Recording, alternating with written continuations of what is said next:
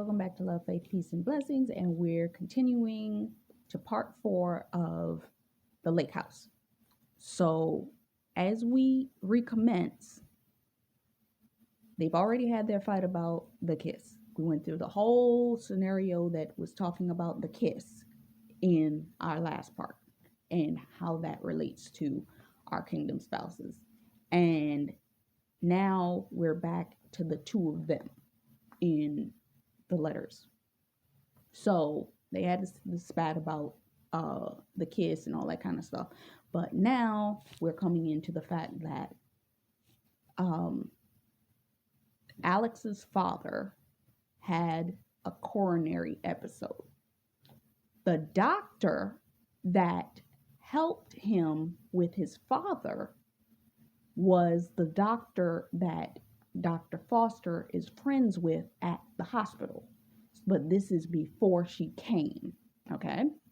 So, I don't know, maybe when in the midst of them exchanging letters, she finds out that was the same doctor, but I don't know.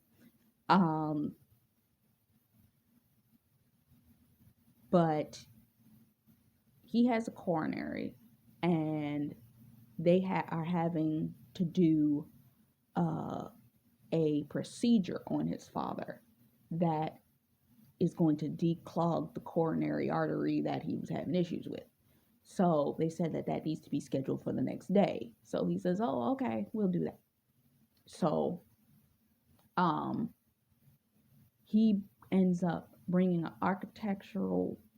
he brings his father coffee that night. And he's like, I had to sneak this past X, Y, and Z people. And him and his father end up having discussion of their differences in architecture. But you can tell it's just the way that they talk about architecture. And his father is giving him advice, but scolding him at the same time about while actually testing him about his architectural viewpoints and stuff like that. It's an interesting conversation to see between the two of them. But it's like you're seeing the maturity of his father and him, but you're also seeing the way that his father treated him.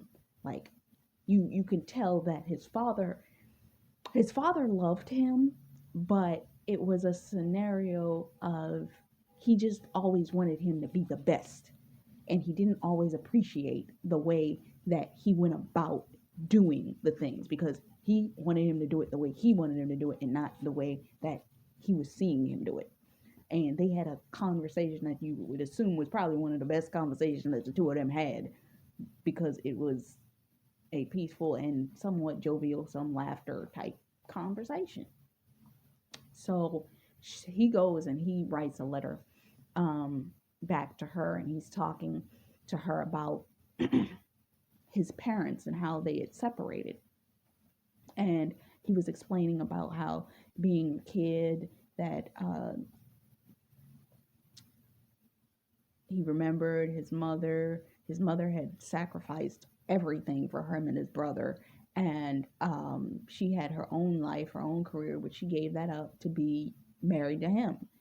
And she supported everything that he did, but he became so far away from her once he became successful in what it was that he was doing.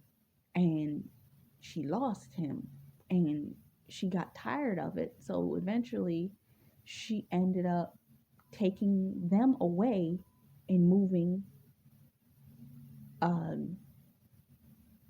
away from the father.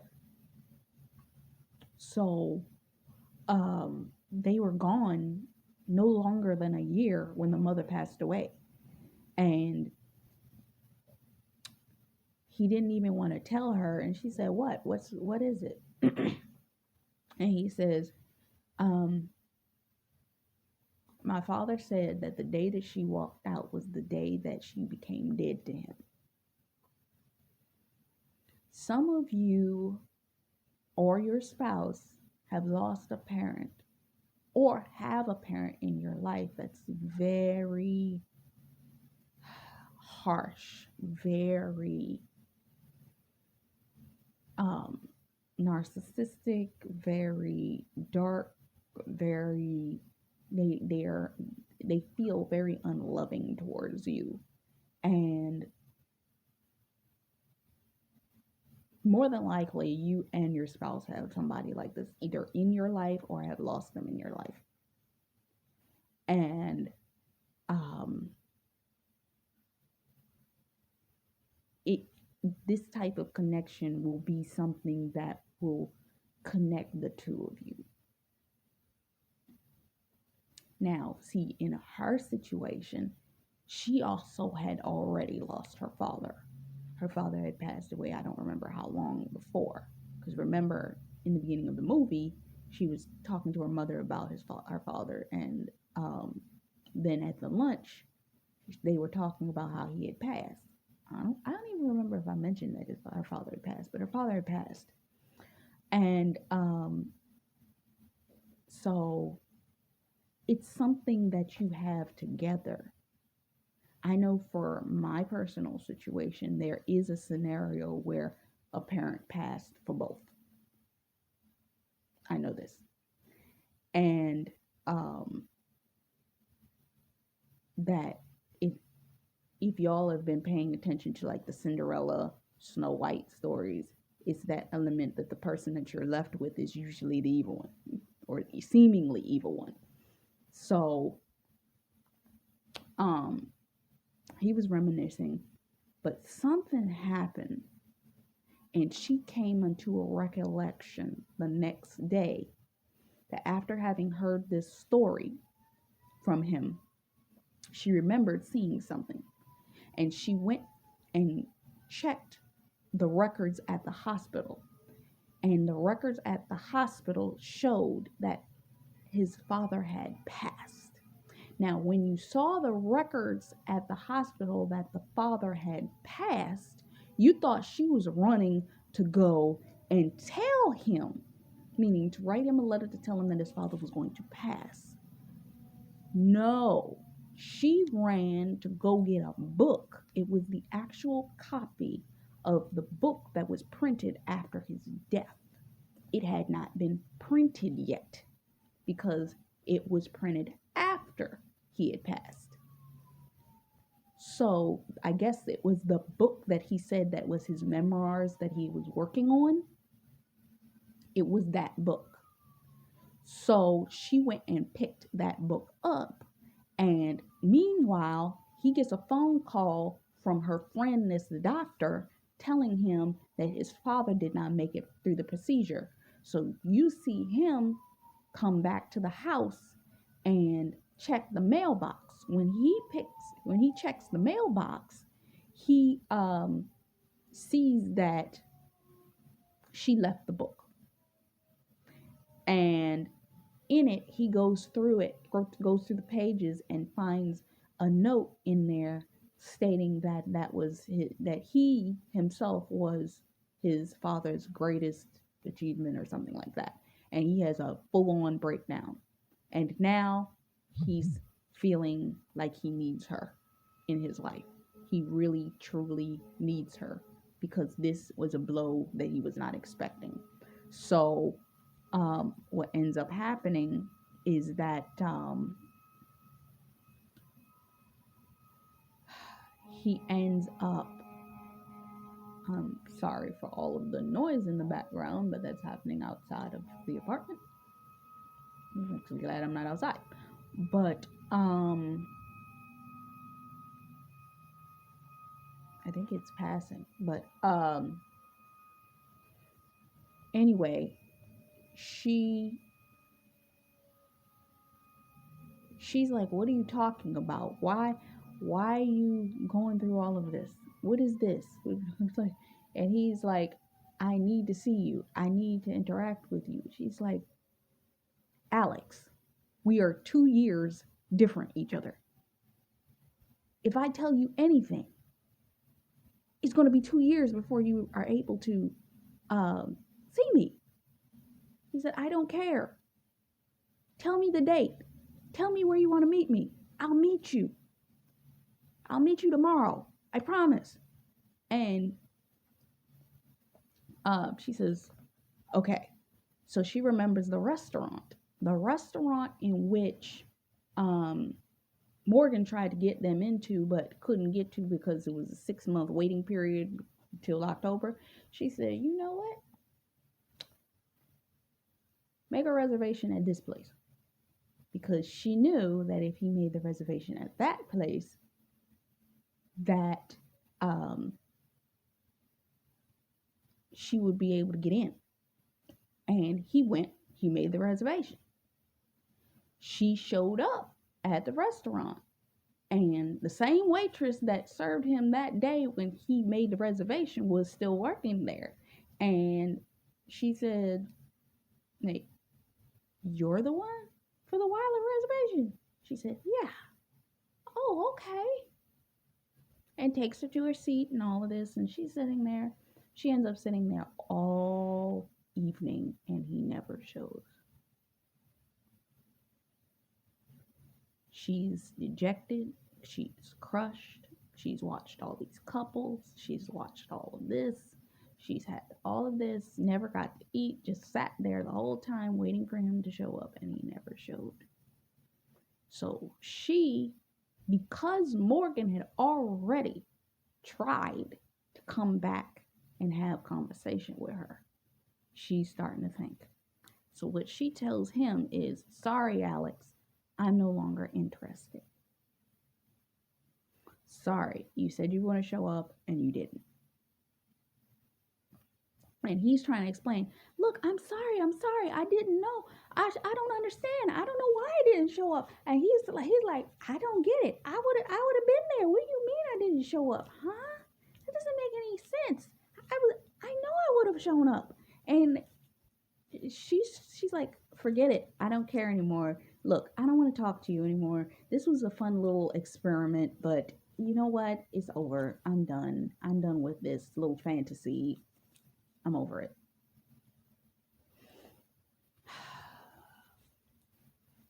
How am I going to say this? For some of you, the illusion of being with you was a nice idea to your kingdom spouse.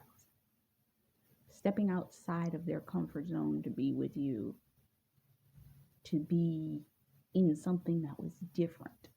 But any little red flag, you do something that reminds them, is too much of a knife to a place that they were still wounded in, would make them feel like, oh, I can't entertain the idea of this thing. Because remember, these kingdom spouse relationships are not the type of relationships that are like you just appearing to have a natural, normal, hi, how you doing type interaction. We have been going through some spiritual stuff here. Things that most people, if you try to tell them that this was the way that we met these people, they'd have been like, are you serious? So even they feel slightly crazy to be even entertaining it. So any little thing that makes them feel uncomfortable or feel like they put too much energy into this and you let them down in any kind of way, they tested you and you did not pass that test, they're going to drop you. Doesn't mean that they're going to keep you dropped because God ordained it. So he's going to make sure that it falls into place. But that's the way they're going to feel because this feels, think about it. Look at how we feel. We feel like we're crazy just even believing this whole thing. So, they feel it. They're sitting up there like, and they got more people that they probably opened up to that they shouldn't have about it because they're feeling crazy anyway. If maybe they've never interacted with you and the only inkling that the Lord has given them is, here, I'm letting you know where their social media is. Follow them here. I'm letting you know. You can find out everything you need to know if you follow them on social media. You can this X, Y, and Z by doing this. You get what I'm saying? So they are putting themselves out on a limb here to even interact with you anyway.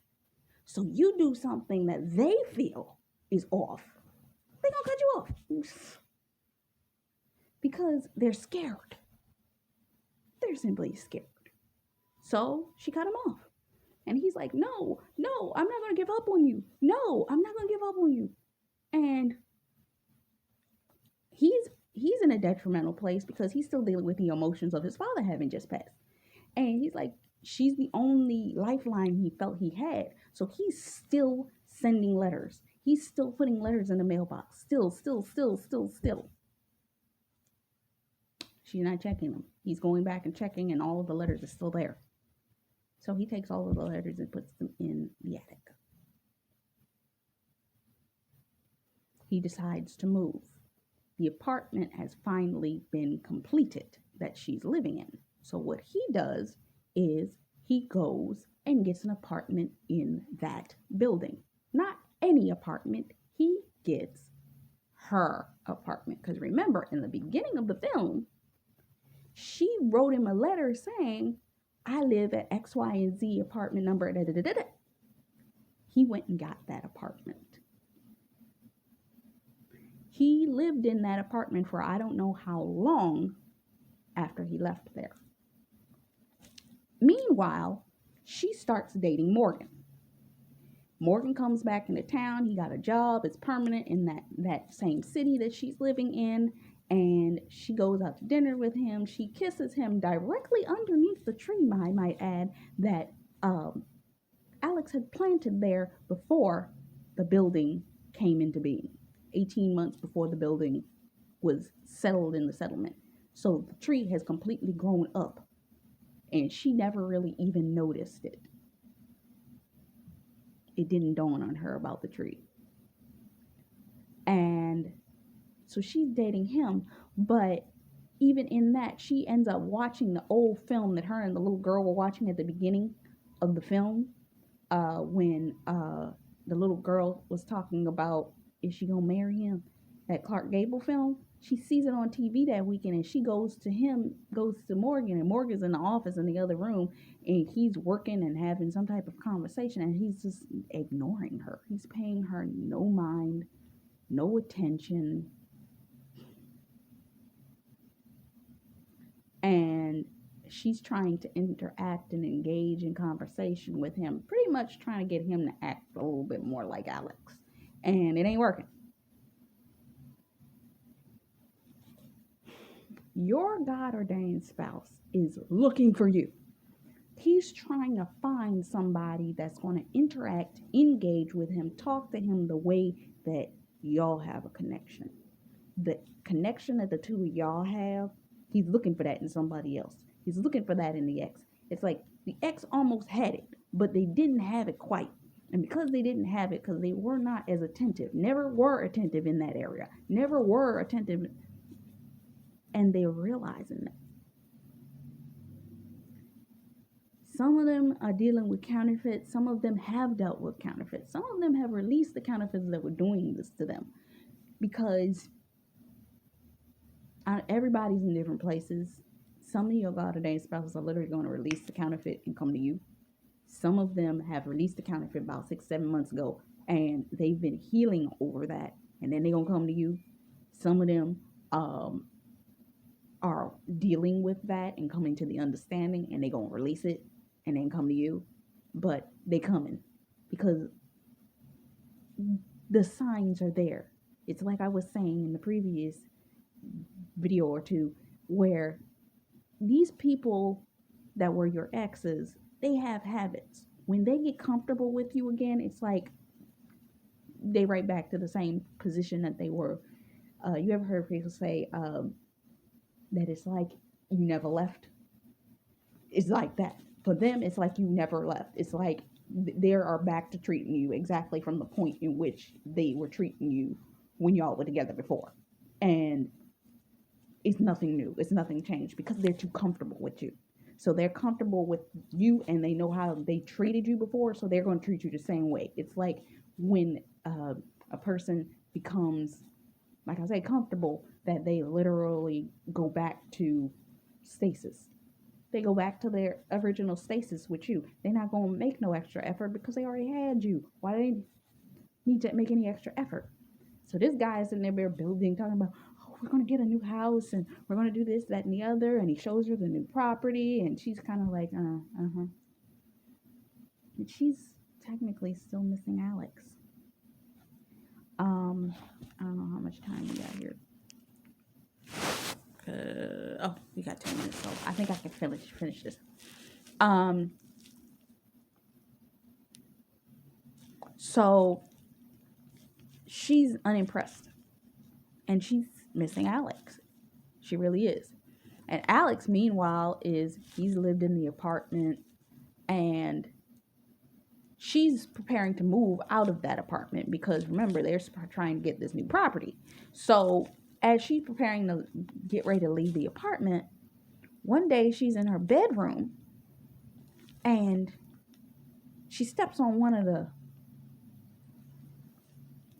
floorboards, and the floorboard's loose. And she's like, well, you know what? This floorboard ain't normally loose. She pulls the floorboard up, and inside of the floorboard is the book that he said, I'll get the book to you. There's the book. And that was the catalyst that made her say, okay, this is the person I need in my life. Because she realized that he never forgot. She didn't know how he did it. She didn't know what he had done. She didn't know that he had moved into the apartment specifically to be able to do that. So when he left the apartment, he put the book in the floorboard. Because she was the one that took the apartment after him.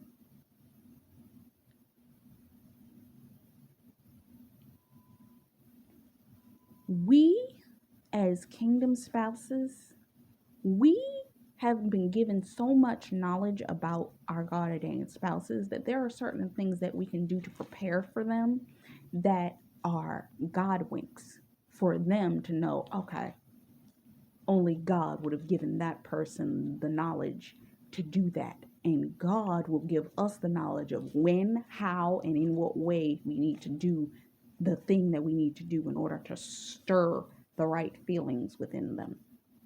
Because of the fact that he knows that our hearts are genuine towards these people, but the person that they're with is not. We think a little bit different. We're made a little bit different. We're creative. We're created a little bit different. We know how to touch that part in them because we know that part. We've experienced it. And we know how to get cut right through the heartstrings to the core of them, where the other person, they don't get it because they never were meant to. And when she saw that book, she was like, oh, I need to see if I can find out more about this guy. Because after all this time, how would he even do this? So they had to have a meeting because of the new house that they were supposed to be getting to renovate. Now remember, Alex had a brother, and his brother was telling him, why don't we put together this company we always wanted to connect and put together? And he said no, because that was his dream. And it was his original dream to create that company. Well, they had created the company. And this was the company that they were walking into right now in order to have the new house that Morgan wanted be renovated. So they come in, the brothers there, they have the architectural meeting in the office space. And they're sitting in an office conference room. And she happens to glance up at the wall. When she glances up at the wall, she recognizes it's a drawing of the very same lake house. And she's like, do you know this lake house? And he's like, that's my father's lake house. My brother lived there for a while, but yeah, that was the family's lake house. And she turns around, your brother? What's your brother's name? And he said, oh, Alex Weiler.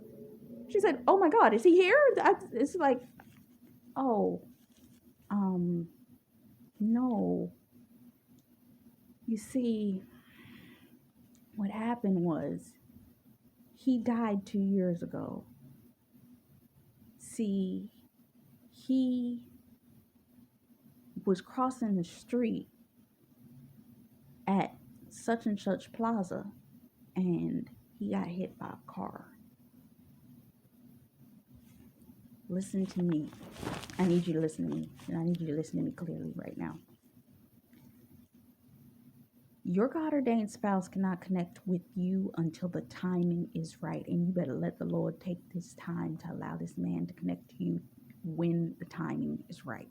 Because if they connect with you beforehand, if things are forced, if things are out of alignment, that opens a door for a spiritual portal for the enemy to intercede, interfere, or cause havoc at that point, because they ain't supposed to be there. When they are where they're not supposed to be, it opens up a door for premature death. It opens up a door for confusion. It opens up a door for chaos to occur. It opens up a door. And I'm telling you right now, from my own personal experience, I don't explain this story often, and I'm only going to explain it here. In 2017, I was in the mall. I was supposed to be in New York at that time. I know I was supposed to be in New York at that time.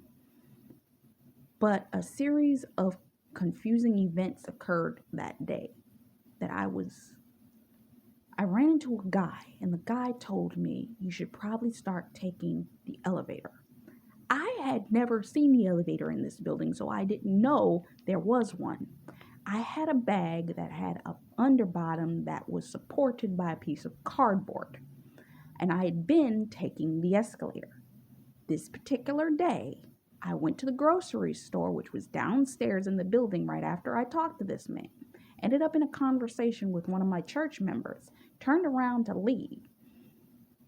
And as I was leaving, I went to get on the very escalator instead of the elevator. Got about 10 feet up the escalator. The bag caught and I was thrown backwards. And it's only the grace of God that I was thrown anywhere from 12 feet in the air to the ground and did not die. I am a walking miracle. Okay? If you are doing something out of order, it was the grace of God that kept me alive. It was the grace of God that I got up and walked away from that situation. It's the grace of God. I've never gone to the hospital for that, and I'm still operating. My arm's fine. God sent somebody to pray over me, and I have never needed to go to the hospital for that since. Do not try to interact with your God ordained spouse before, because you could actually cause calamity. That's when she came to the realization all things lined up and made perfect sense. Why he had not shown at the restaurant. He was the one in which she had met at the beginning of the film, that when she went to the plaza to stop the car accident or of the person that had died in front of her, it was him. That's why he hadn't shown up. And this is the moment in which she realized. Valentine's Day. She's like, oh my goodness. It was him.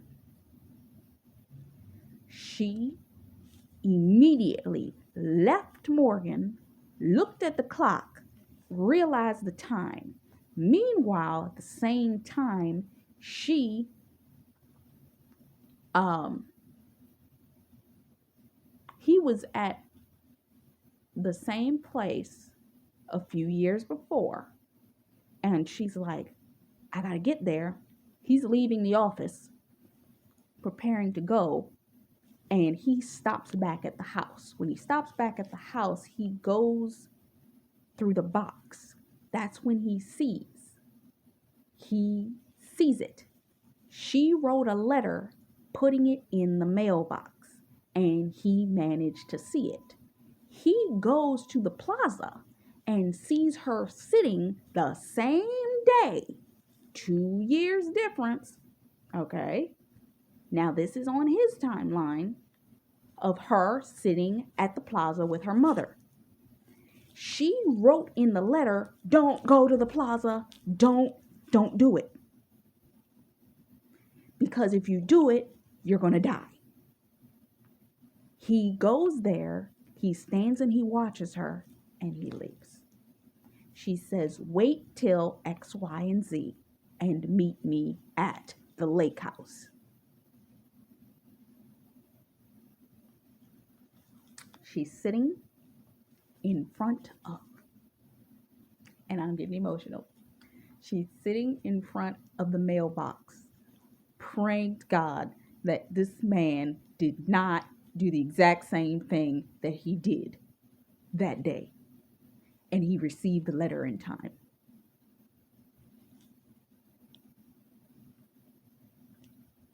He pulls up in his pickup truck directly behind her car.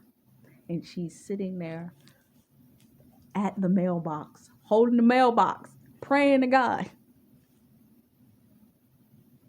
And he walks up and touches her on the shoulder. She looks up and jumps into his arms. They share a passionate kiss.